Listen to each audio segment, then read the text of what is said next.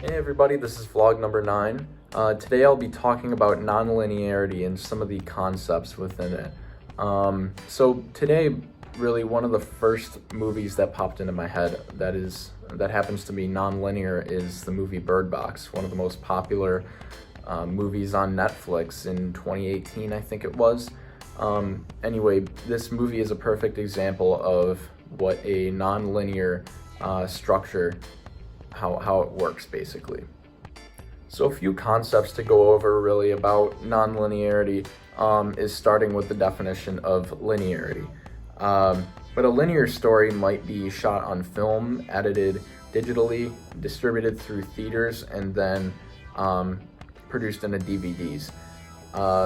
And movies like this, obviously, they're linear. They go in a linear structure, they move in a straight line. They have a pretty straightforward plot, and nothing is manipulated or changed to make it seem non-linear. In comparison, a non-linear structure is branching or not moving in a completely straight line. So you'll have multiple plots going on at the same time while it keeps going back to one plot and then the other. It works in a branch-like structure. We don't know how many branches there will actually be. It depends on the movie, how it was to be directed. Now, another few terms relating to nonlinearity.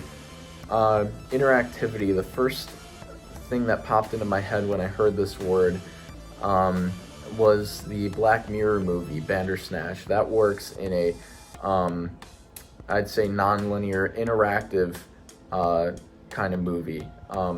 Or interactivity is when the user and the program react to one another in order to help the plot develop. So in that movie, Bandersnatch, we see that there are multiple options we can choose, or one to two options that we have to choose to keep the plot moving. And that was a really interesting concept they implemented in that movie.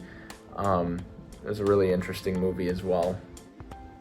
Now, another term we have is information design, which is the structuring of content. No matter how complex nor diverse it is, it must serve the need of the user, and depends like what information they want to put in the movie in order to help the plot develop. Just like with interactivity, they used valuable information to help the plot develop, help the user determine what the plot was going to be, and determining really how the information is best suited within the movie.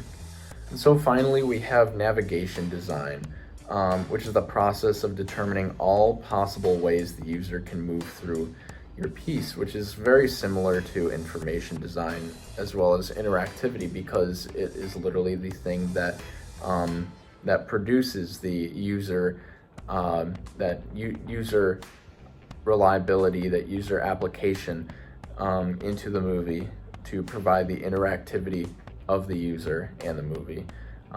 Really helps the plot develop and get a good story going, no matter how complex or diverse the information is, as mentioned earlier. It's good to have that design process, that extensive process, making sure that the movie is well produced and very well developed as well. So the main part of this vlog, I want to talk about Birdbox.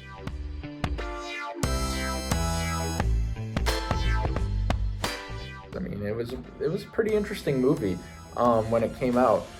I didn't really understand it. I had to watch it twice to actually, gather all the information, the important parts.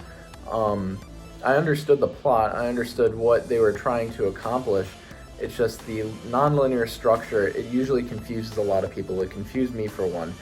It kept jumping back to the boat, and then parts happening in the past.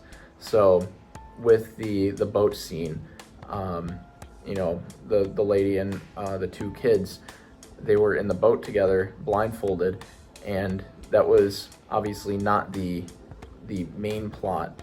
All of the main parts were focusing on where this epidemic or whatever it was, where it came from, and it goes on throughout the past to really determine the length of the story and how the story moved along and developed.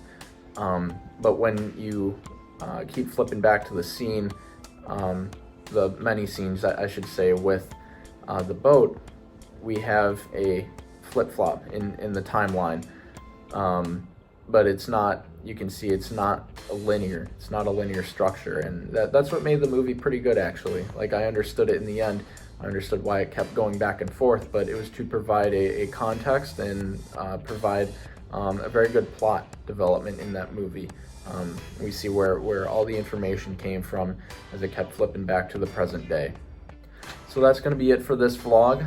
I hope everyone is doing well throughout this time. It's a challenging time, but you know, we got to keep staying safe, keep putting your masks on outside, and stay inside as much as you possibly can with anything you can find to do.